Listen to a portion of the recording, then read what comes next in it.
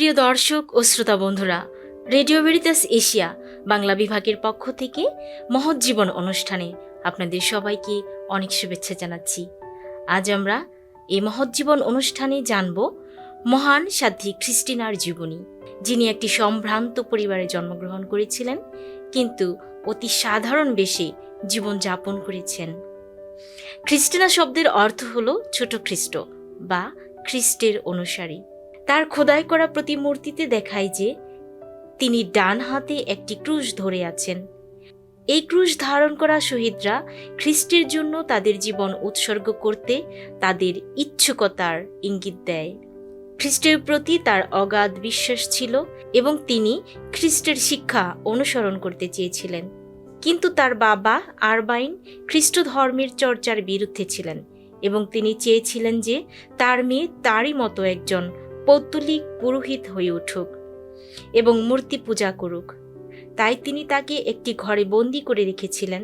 তিনি মনে করতেন খ্রিস্টিনা ঘরে বন্দি থাকলে খ্রিস্ট ধর্মের প্রতি তার আগ্রহ কমে যাবে। ঘরে প্রচুর সোনা ও রূপার মূর্তি ছিল এবং তাকে প্রতিমার সামনে ধূপ জ্বালাতে নির্দেশ দেওয়া হয়েছিল। কিন্তু অবাক কাণ্ড যে এই সকল মূল্যবান কোনো বস্তুই খ্রিস্টিনাকে খ্রিস্টের ভালোবাসা থেকে দূরে সরাতে পারেনি, বরং তার চারপাশের লোকদের দারিদ্র্য এবং দুর্ভোগ জীবনযাপন দেখে তাকে ভাবিয়ে তুলত। তাই খ্রিস্টিনা তার পিতার স্বর্ণের পৌত্তলিক মূর্তিগুলো ভেঙে দরিদ্র ও অভাবীদের মধ্যে বিতরণ করেছিলেন। এই ঘটনা তার পিতাকে ক্রুদ্ধ করেছিল।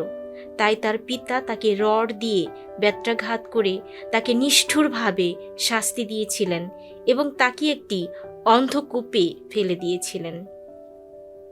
এভাবে খ্রিস্টিনা অনেকবারই খ্রিস্টকে ভালোবাসার কারণে অনেক নির্যাতন ও অপমান সহ্য করেছেন, কিন্তু নির্যাতনের পুরস্কার হিসেবে তিনি পেয়েছেন ঈশ্বরের একান্ত সান্নিধ্যে থাকার পরম সুখ।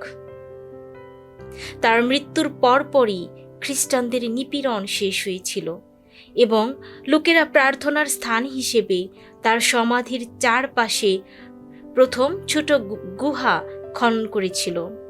10ম শতকের প্রথম দিকে তার দেহের ধ্বংসাবশেষের একটি বড় অংশ চুরি হয়ে যায় এবং সমগ্র ইউরোপে তা ছড়িয়ে পড়ে। এই সত্যের পরে মূল গুহাটি বড় করা হয়েছিল। বর্ধিত গুহায় একটি ছোট ভূগর্ভস্থ ব্যাসিলিকাও তৈরি করা হয়েছিল। খ্রিস্টিনার সমাধির উপরে একটি মার্বেল সাইবেরিয়াম সহ একটি প্রাচীন বেদি স্থাপন করা হয়েছিল। ঈশ্বর প্রত্যেক মানুষকেই কোনো না কোনোভাবে আহ্বান করে থাকেন, তবে যারা প্রকৃতভাবে সে আহ্বানে সাড়া দেয় তারা ঈশ্বরের সান্নিধ্যে থেকে সুখী ও আনন্দময় জীবন যাপন করেন। পরকালে তারা পায় শাশ্বত জীবন। ঠিক যেমন সাধুসাধ্বীগণও এমন ব্যক্তি যারা সুখী, যদিও তারা অনেক পরিশ্রমী ও দুঃখ ভোগ করেছিলেন, কিন্তু ঈশ্বরের বিশ্বস্ত সেবক হয়ে তারা লাভ করেছেন ঈশ্বরের বিশেষ অনুগ্রহ। এতক্ষণ আমাদের সাথে থাকার জন্য আপনাদের অনেক অনেক ধন্যবাদ জানাচ্ছি।